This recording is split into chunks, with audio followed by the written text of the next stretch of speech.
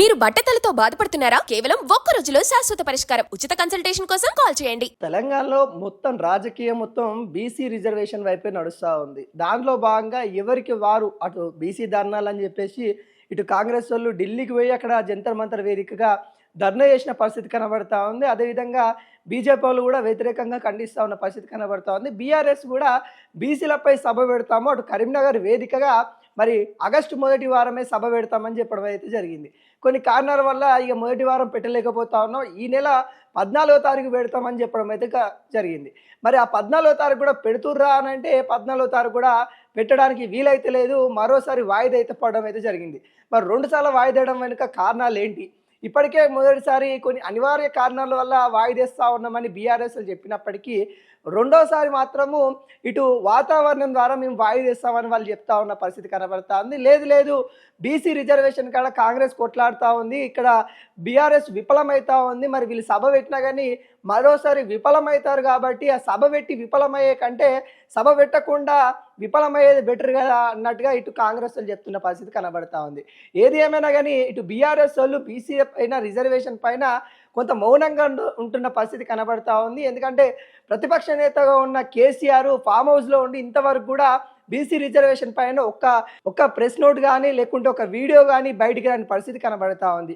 ప్రతిపక్ష నేతగా ఉండి ఇంత పెద్ద ఇష్యూ జరుగుతూ ఉంటే 10 సంవత్సరాలు పరిపాలించిన వ్యక్తి మరి బీసీ రిజర్వేషన్ కోసమని ఇక్కడ దాదాపుగా 60% ఉన్న బీసీలకి కొంత అన్యాయం జరుగుతూ ఉందని ఇటు కాంగ్రెస్ మొత్తుకుంటున్న నేపథ్యంలో మరి అంతగానో మాట్లాడుతూ ఉంటే మరి ప్రతిపక్ష నేతగా ఉన్న కేసీఆర్ ఎందుకు బయటికి రావట్లేదు?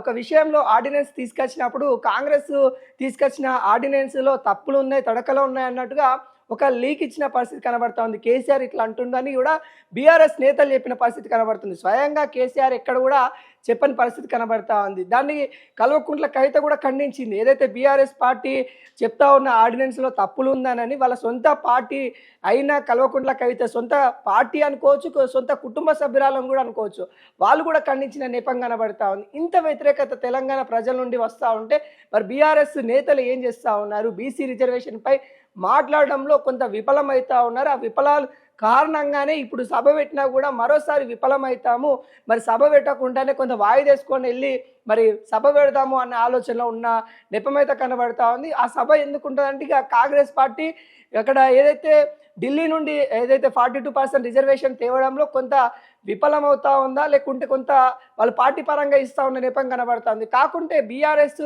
పార్టీ సభ పెట్టి సభలో ఏం చెప్పబోతా ఉన్నారంటే ఇక కాంగ్రెస్ పార్టీ ఫెయిల్ అయింది తేవడంలో, ఇక మేము ఉండేది ఉంటే మేము తీసుకొచ్చేటోళ్ళమనే చెప్పే ప్రయత్నాలు అయితే వాళ్ళు చేస్తారని కూడా ఇక్కడ క్లియర్ కట్గా రాజకీయ విశ్లేషకులు చెప్తున్న పరిస్థితి కనబడతా ఉంది.